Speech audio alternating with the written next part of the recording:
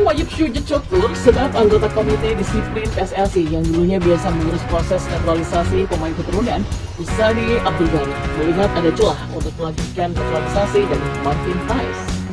Sejak pertengahan minggu kemarin, nama Martin Paes ramai dibicarakan di media sosial. Nama kiper FC dalam situ ramai disebut karena dikabarkan tak bisa melanjutkan proses naturalisasi untuk menjadi warga negara Indonesia dan memperkuat timnas Indonesia. Penyebabnya karena Martin Paes gagal memenuhi syarat artikel 9 ayat 2 soal pergantian asosiasi yang telah ditetapkan oleh FIFA. Dalam artikel itu berbunyi, seseorang bisa berganti tim nasional jika berusia di bawah 21 tahun saat kali membela sang tim nasional pertama, baik di level junior ataupun senior dalam pertandingan resmi. Selain itu, sang pemain juga wajib lebih dari 3 tahun tidak membela sang tim nasional, plus tidak punya caps lebih dari 3 tahun.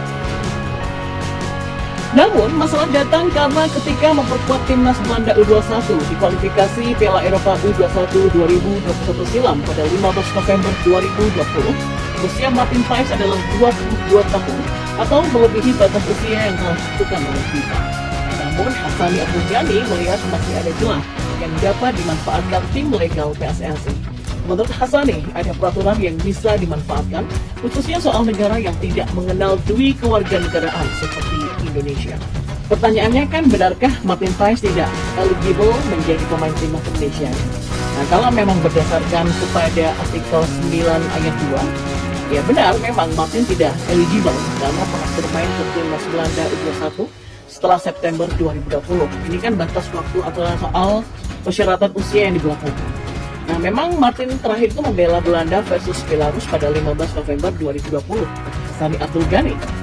Namun kan kalau belajar dari kasus Jordi Amat yang juga pernah bermain di timnas U21 Spanyol, ada kemiripan.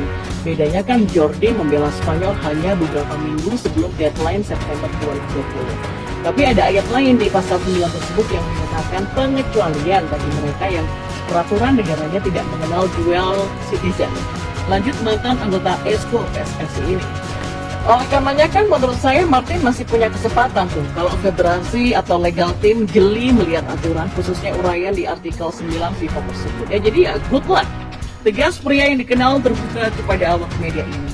Hanya saja, sekalipun proses naturalisasi Martin Paes dilanjutkan, tidak akan bisa secepat Ragnar Oratmangun dan Tom Hey.